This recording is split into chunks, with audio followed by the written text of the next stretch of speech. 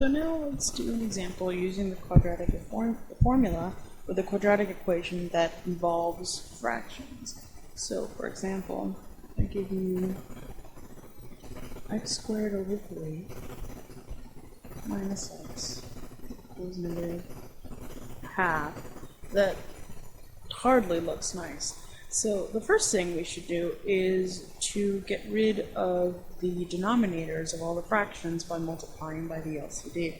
Now, the lowest common denominator of 2 and 3 is going to be 6. So if we multiply both of the equations by 6, we will guarantee getting rid of all the denominators.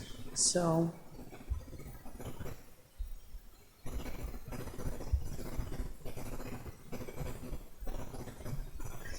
right? So now let's distribute in here, and we end up getting 6x squared over 3 minus 6x equals minus 6 over 2, and this simplifies to 2x squared minus 6x equals minus 3. And if we add 3 to both sides of the equation, we're left with 2x squared minus 6x plus 3 is equal to 0, which is the standard form for the quadratic equation. And now we can actually use a quadratic formula to solve. So, going by the coefficients of each of the terms, a is the coefficient for the x squared term, so that's 2. b is the coefficient for the x term, which is minus 6. And c is the coefficient for the constant term, which is 3. So now plugging that into the formula, we get x equals minus b plus or minus b squared minus 4ac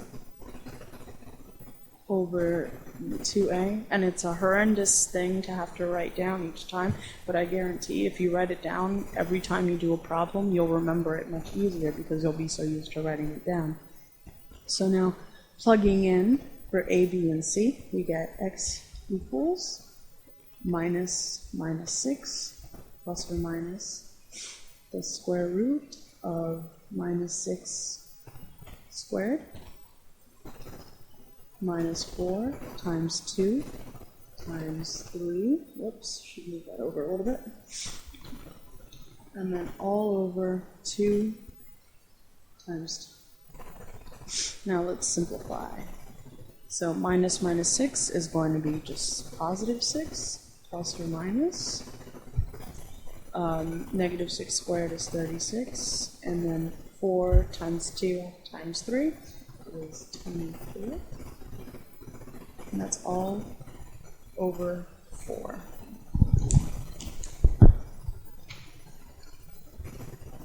So simplifying further, 6 plus or minus the square root of 12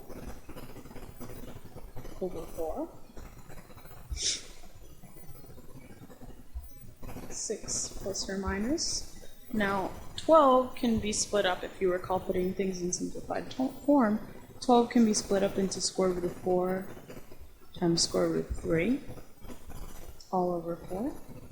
And then finally, square root of 4 we know to be 2, so this becomes 6 plus or minus 2 square root of 3 over 4.